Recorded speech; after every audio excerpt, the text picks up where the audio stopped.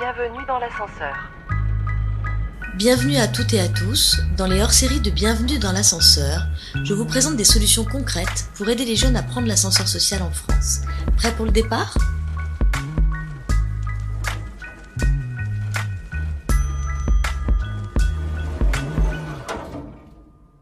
Aujourd'hui, je reçois Fabienne Arata, qui est en charge des relations commerciales avec les clients du gouvernement et secteur public sur l'Europe, Moyen-Orient, LATAM, pour les enjeux RH chez LinkedIn, dont elle est également Country Manager France.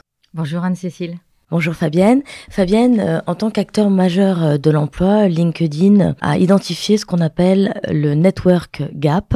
Est-ce que vous pouvez nous en dire un mot ? Absolument. Le Network Gap, c'est en fait ce qu'on appelle le déficit de relations professionnelles. On a quantifié cela de manière très précise chez LinkedIn puisque, tu le sais, notre métier, c'est de connecter les professionnels entre eux et avec les entreprises. Et la raison pour laquelle on l'a quantifié, c'est qu'aujourd'hui, 70% des recrutements qui se font quand le professionnel a déjà au moins une connexion dans l'entreprise. Et lorsque tu as déjà cette connexion-là, tu as 4 fois plus de chances d'être recruté dans l'entreprise que tu souhaites. On a creusé un peu le sujet pour mieux comprendre ce qui faisait qu'un professionnel avait ou pas un réseau fort. Alors, qu'est-ce que c'est un réseau fort ? Un réseau fort, c'est pas forcément un réseau avec énormément de personnes. C'est un réseau qui est aligné avec tes centres d'intérêt, avec ce que tu as envie de faire, avec ce que tu souhaites connaître. Je prends mon exemple. J'ai un réseau aujourd'hui, j'ai une carrière qui est plutôt orientée tech et RH. Et si demain, je souhaitais aller travailler dans la mode, mon réseau étant principalement tech et RH, évidemment, mon réseau serait considéré comme faible. Voilà ce qu'est un réseau fort.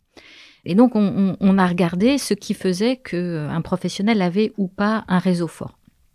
Et là, on a mis en lumière, évidemment, alors là-dessus, malheureusement, pas de surprise, les 3 piliers classiques de ce qui fonde encore aujourd'hui le déterminisme social, c'est-à-dire l'environnement familial dans lequel tu as évolué, les écoles, l'université que tu as faites, et puis, chose un peu plus différente ou surprenante, les entreprises dans lesquelles tu as eu l'occasion de travailler. Parce que beaucoup d'entreprises donnent l'occasion aux professionnels, soit de se créer un réseau au sein de l'entreprise ou au sein de l'industrie, lorsqu'il y a des confédérations, des alliances, etc. Mais en tout cas, ont cette culture du réseau. Et lorsque tu as un de ces 3 piliers, tu as en gros 3 fois plus de chances d'avoir un réseau fort. Si tu cumules les 3, c'est 12 fois plus de chances. Et donc, qu'est-ce que ça veut dire lorsque tu es une de ces personnes, un de ces talents, qui n'a pas la chance d'avoir un environnement familial qui lui permette d'avoir ces connexions-là, qui n'a pas fait la bonne école ou l'université qui a ce réseau d'anciens ou qui lui a permis de faire un certain nombre de connexions, et in fine, qu'est-ce qui se passe si tu n'as pas fait les stages, l'apprentissage, l'alternance ou les premières expériences professionnelles ou les expériences professionnelles dans ta carrière qui t'ont pas permis de construire ce réseau, eh bien, tu as beaucoup moins de chances d'avoir le job que tu as envie d'avoir dans l'entreprise que tu souhaites. Et puis surtout, les entreprises ne te voient pas. C'est-à-dire que on est également du côté des entreprises en déficit de talent, de motivation, d'envie, de personnes qui ont le souhait de vouloir les rejoindre. Donc, le Network Gap, c'est ça. Et lorsque, il y a 4 ans, j'ai entendu notre président de l'époque, qui était Jeff Weiner, parler de ce concept, c'était avant le Covid, donc c'est un peu plus de 4 ans. C'était... on commençait de percevoir en France un certain nombre de liens distendus entre Paris et les territoires, entre les petites et les plus grandes entreprises, entre les jeunes générations et les plus aînés. Bref, un certain nombre de relations qui commençaient à finement à s'étioler. Et je me suis dit, nous, LinkedIn, avec notre ambition, notre vision, qui est d'offrir des opportunités économiques à chaque professionnel du monde et en particulier de la France, avec l'empreinte que nous avons auprès des 30 millions de professionnels ici en France, on a un rôle à jouer, on a quelque chose à faire pour soutenir cette dynamique-là. Bienvenue dans l'ascenseur. Et alors, qu'est-ce que vous avez fait du coup ? Donc, je suis revenue avec cette idée et j'en ai parlé à quelques DRH dont je savais qu'ils allaient accrocher à ce que j'appellerais la cause, de relier les ponts, de tisser des liens, de contribuer à cette cohésion sociale et professionnelle. Et on s'est mis autour de la table et on s'est dit, voilà... En fait, il s'agit d'un geste tout simple. Il s'agit que chaque professionnel se dise, lorsqu'il est contacté par quelqu'un à l'extérieur de son réseau, puisse se dire, comment est-ce que je peux aider cette personne ? Et la première manière toute simple, c'est déjà de se connecter avec elle. Et puis, c'est le cas échéant de lui ouvrir une porte. Et si chaque professionnel ouvre une porte, et aujourd'hui, dans le cadre de l'Alliance, nous avons 12 des plus grandes entreprises françaises. À l'origine, nous avions Michelin, Engie, nous avons Accor, Mazars qui nous a rejoints dès le tout début.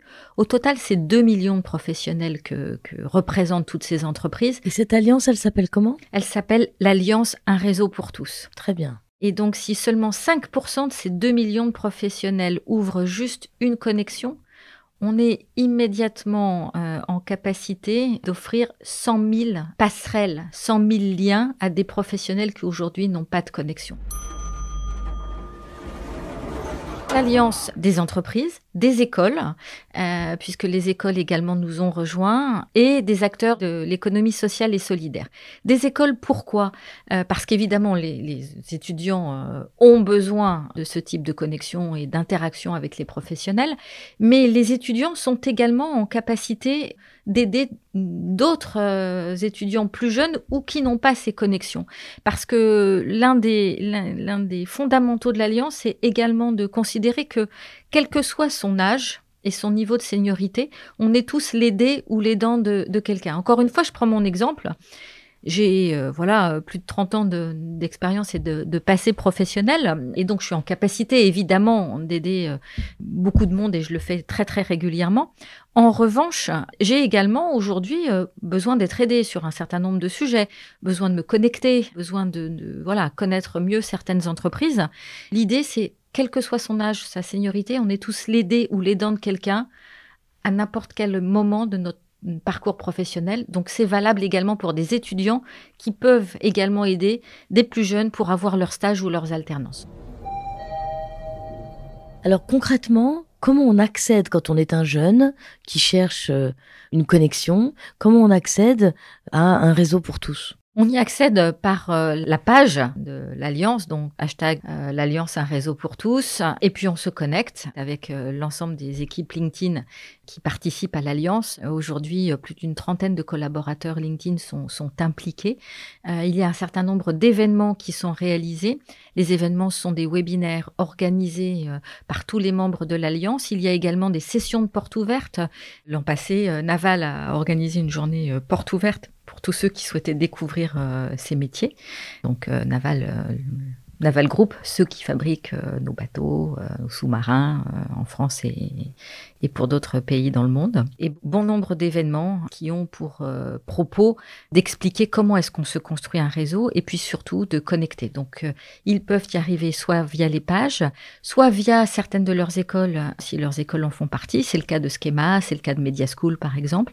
Soit via des associations comme Nos Quartiers ont du talent, entre autres, mais bon nombre d'associations également. Sport dans la ville fait partie de l'Alliance. Merci beaucoup Fabienne Arata.